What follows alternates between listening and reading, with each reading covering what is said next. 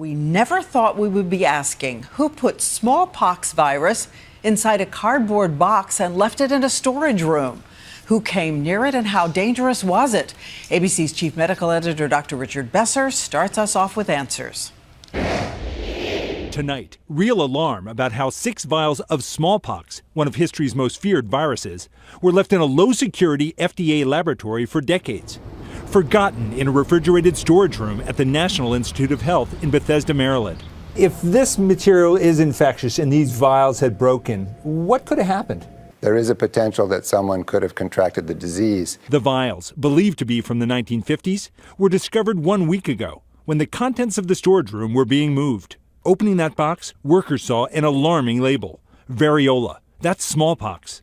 They quickly moved it to a biohazard level 3 lab, one with cameras, scanners, and alarms, where everyone wears protective gear. The National Security Council was notified, and 5 agencies, including the FBI, worked out a plan to transport the deadly virus safely to the CDC in Atlanta. Late last night, the vials were packed up, escorted to the airport by federal and local police, and flown on a government plane to CDC headquarters.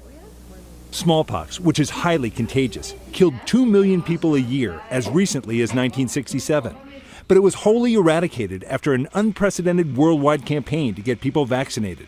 By international agreement, samples lived on in only 2 labs, the CDC in Atlanta and one in Siberia, or so we thought until today. Law enforcement have long feared what could happen if terrorists get their hands on smallpox and turn it into a weapon. The newly discovered vials are now in a level 4 biohazard lab. Security is so tight, you now need an eye scan to get access. The smallpox discovery comes just weeks after the CDC acknowledged possibly exposing dozens of lab workers to anthrax, those workers currently being treated with 2 months of antibiotics. First anthrax, now smallpox. Should we be worried?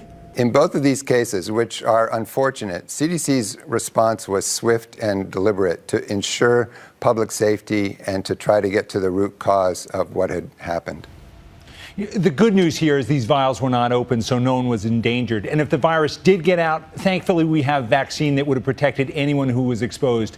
But the big question tonight, what other deadly germs could be hidden away in labs around the country? Well, that's it, Rich. How many of these storage facilities are we talking about, and how on earth do you search them all? Well, there are hundreds, thousands of laboratories. I think what has to happen is the directors of those labs have to do spring cleaning, go through every freezer, every corner, make sure there's nothing there that shouldn't be there. Some spring cleaning. Exactly. This was a close call. Thank you so much, Richard Besser.